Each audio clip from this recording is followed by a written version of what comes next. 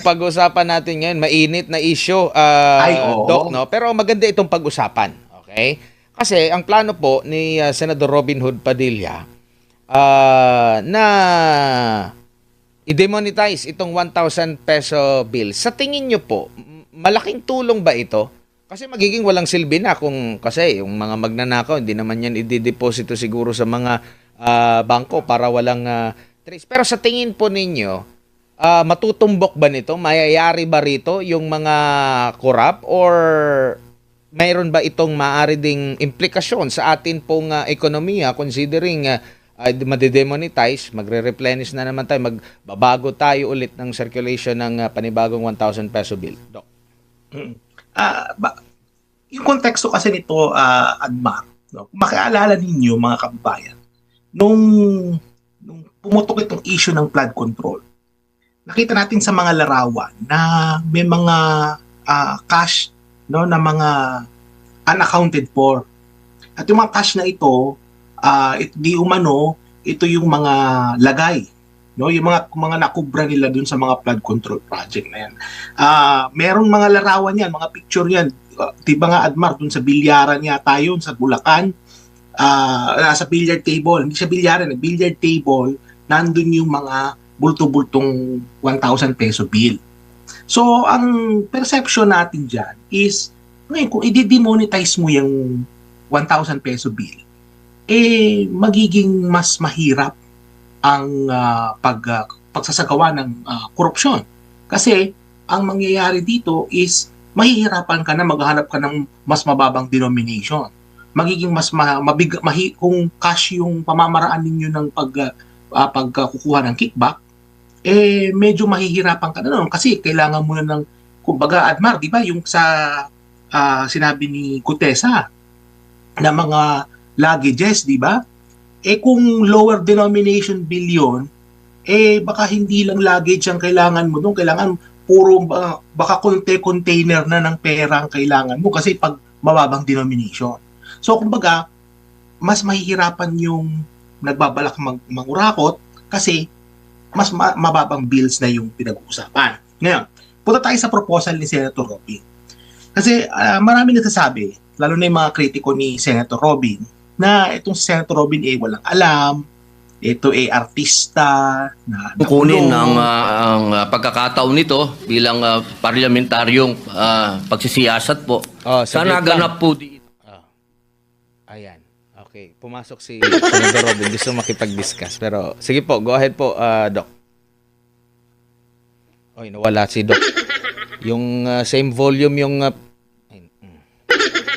So anyway. Ayan. Sige, go ahead po. Pakiulit lang po, Doc. Sinabutahe po kayo ng mga kritiko ni Senator Robin. Sige yung po.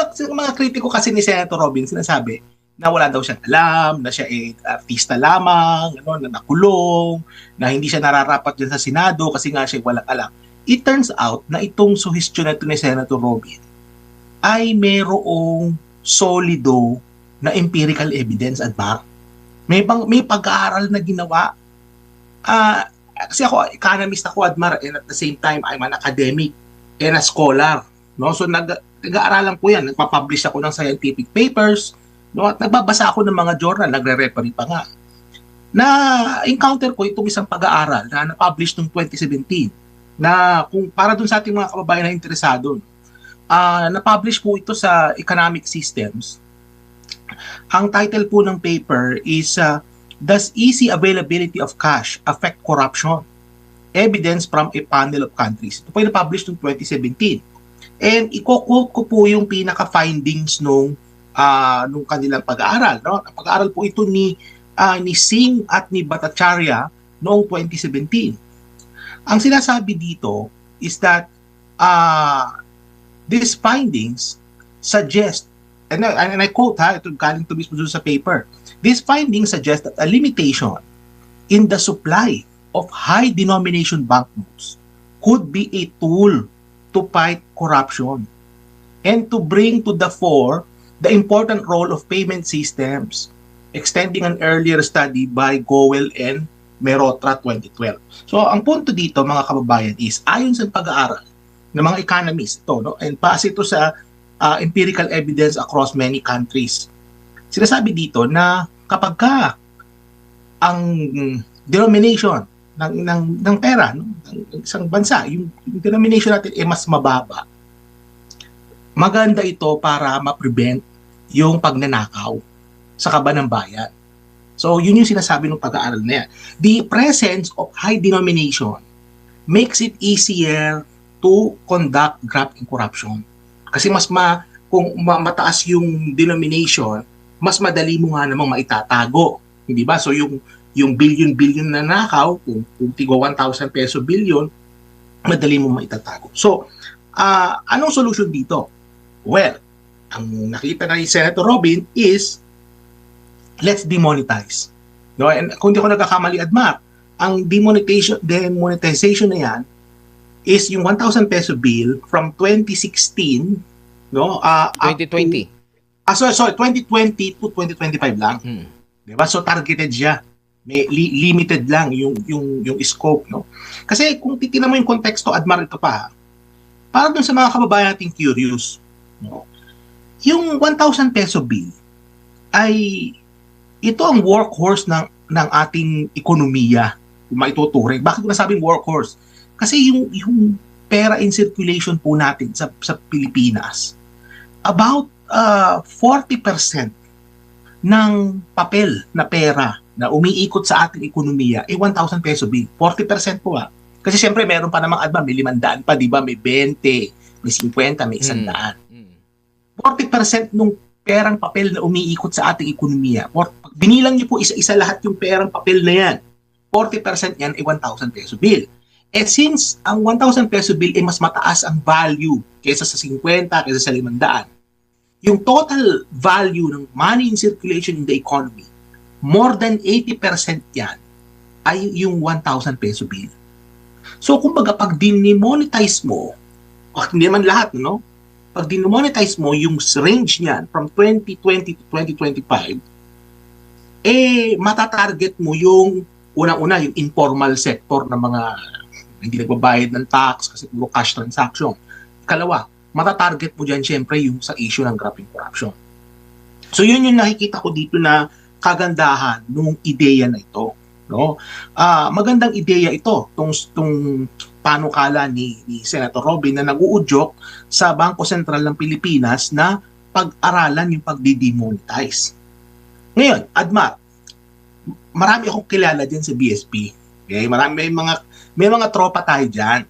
In fact, din sa BSP, may mga dati akong estudyante na dyan na nagtatrabaho.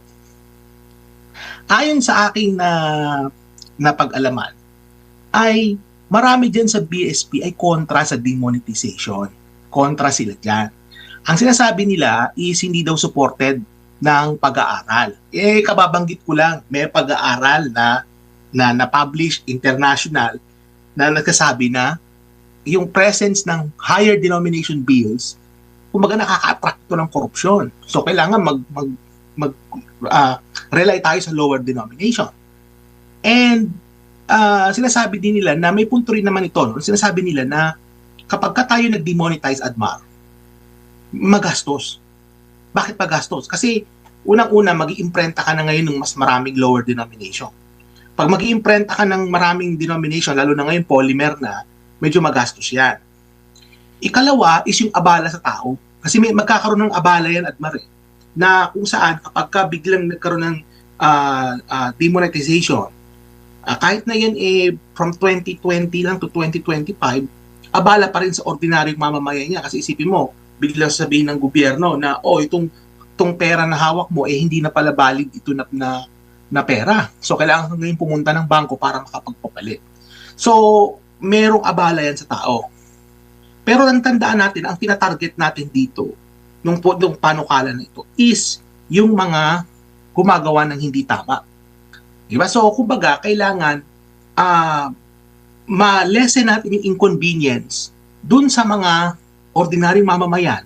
Hindi lagi ko sila sabi, lumalaban ng tapat, no? Lumalaban ng tama, yung mga nagtatrabaho, ordinaryong mamamayan. Bawasan natin yung inconvenience sa kanila and make it inconvenient dun sa mga magnanakaw. Yun yung kinakailangan na ma-consider ng BSP when they come up with a programa para matuloy itong demonetization na ito. But from the looks of it, Admar, kasi marami akong kilala din sa BSP, marami sa kanila dyan kontra dyan.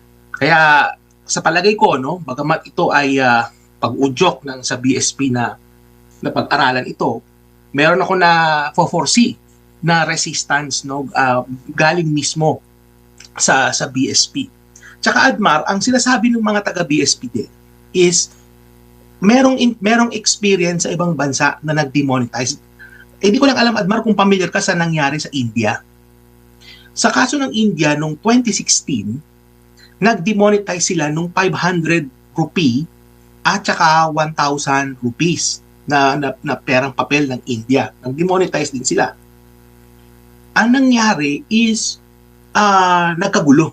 No? Nagkagulo kasi biglaan, tapos yung mga tao magpapalit ng pera, nagkaroon ng shortage ng lower denomination. Nung nagkaroon ng shortage, nagkaroon ng epekto ito sa pangkalahatang ekonomiya ng India. Ayon sa mga ibang pag-aaral, dahil dun sa demonetization ng 2016, noong mga panahon yun, bumaba ang GDP ng India ng bahagya at nagkaroon din ito ng epekto sa inflation. So, kumbaga nakita natin na sa ibang bansa, nung nag-demonetize sila dahil sa issue rin ng graft corruption, actually, yun yung sinabi ni Narendra Modi noong 2016, the reason why they're demonetizing is to curb graft and corruption. At saka yung ma-address din yung issue tungkol sa informal economy.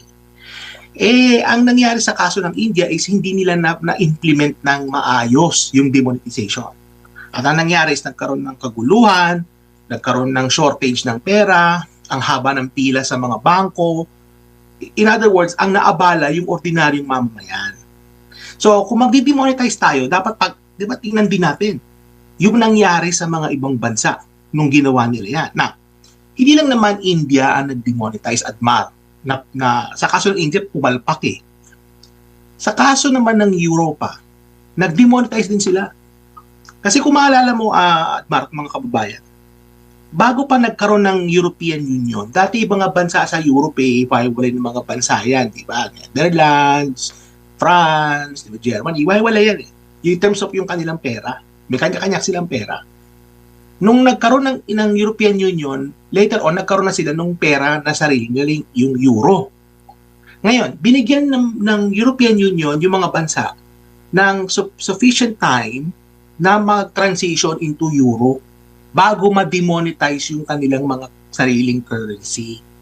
So, sa kaso naman ng European Union, nagtagumpay sila sa demonetization kasi maayos yung pag-i-implement. So, kung baga ganito ang storya dyan, mga kababayan. Kung gusto ng Pilipinas na mag-demonetize, sure. Kaya lang, kinakailangan dito is paghandaan at bigyan ng sapat na panahon ang mga tao na makapag-transition. And, magkaroon din ng sapat na mekanismo para mabawasan yung inconvenience sa ordinaryong mamamayan para hindi tayo magaya dun sa nangyari sa India. Kasi alam mo, Admar, yung mga nakita ko na sa mga comment section, no, sa mga, lalong-lalo na yung mga kakamping. Kasi alam nila si Senator Robin, ano yan Maka Duterte. Anything na panukalang ganyan ni Senator Robin, yung mga kakamping, yung mga dilawan, sabi nila na papalpak yan. Kasi nangyari daw sa India, pumalpak.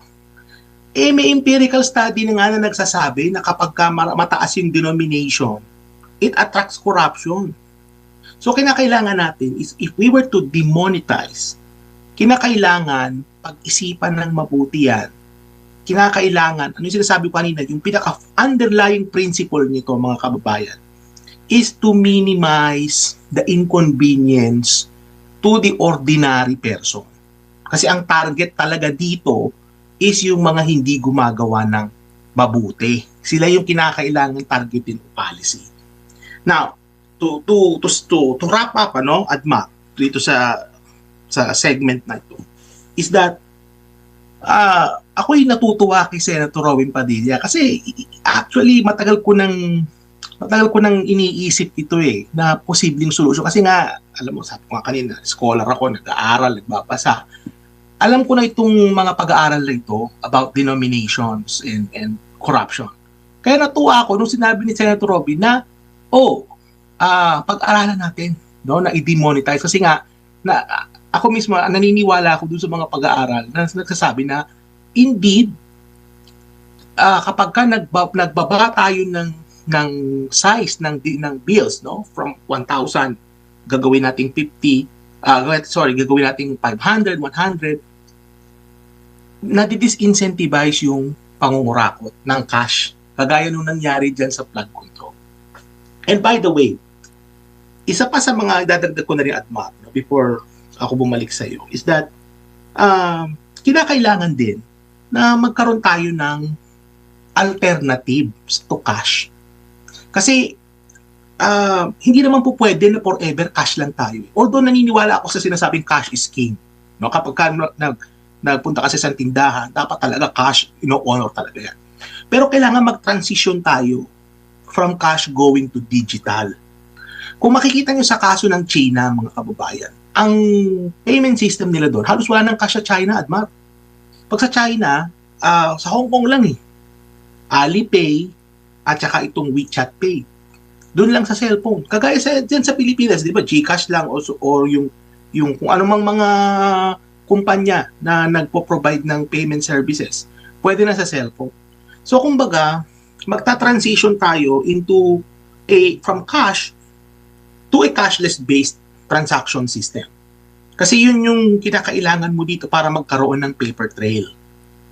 At para ma-avoid din yung nakita natin na corruption na bulto-bultong pera, mali-malitang pera, dinadala sa mga bahay ng mga mayayaman, no, ng mga politiko, dinadala doon yung mga libu-libong pera, no, na 1,000, ma-prevent yan. No, kung magta-transition na tayo into digital na merong paper trail para madaling matrace itong mga transaksyon. And, lagi na lang ako may end, Admar, parang hindi na natapos. Huli na to. Yung ating bank secrecy law, kailangan amyendahan yan. Kasi ang nangyayari, masyadong strict yung ating bank secrecy na hindi madaling mabuksan yung mga accounts.